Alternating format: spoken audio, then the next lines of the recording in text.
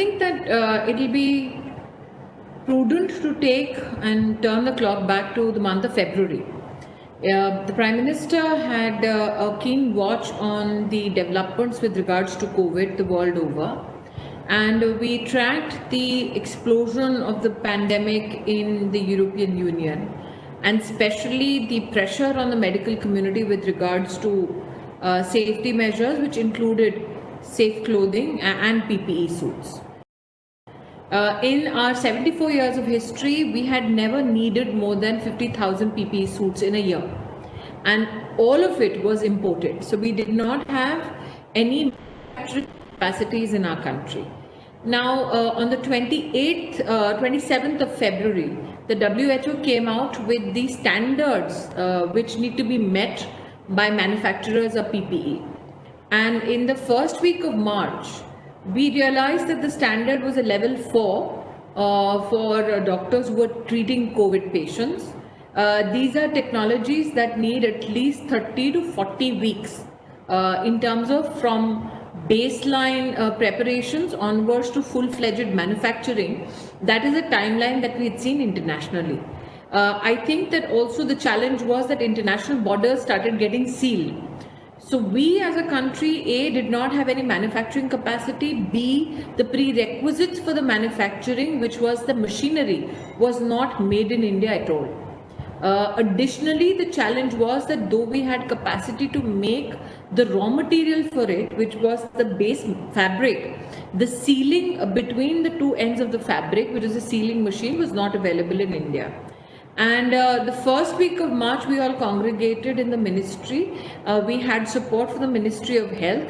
We sought support from Ministry of External Affairs and Commerce. And we reached out to states where we know that our industry had potential fabric manufacturing opportunities. You'd be surprised that we had a segregated supply chain, which is actually the story of the Indian textile business. And we were fortunate enough that we could pick each and every district of the country where segregated parts of the supply chain lay.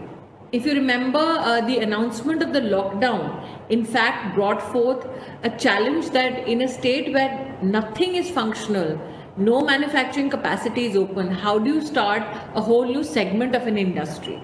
So there were times when we were calling factory floors, getting them open in collaboration with district and state administration.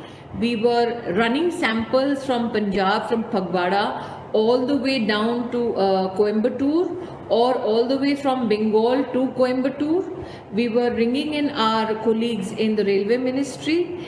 We were ringing in our colleagues in aviation sector, and this was a collaborative effort.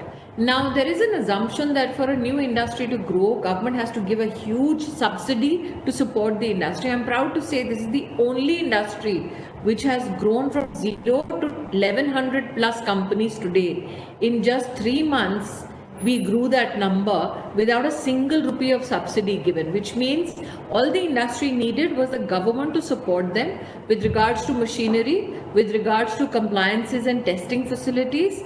We actually had companies fly in collaboration with the MEA machine needs for their manufacturing processes.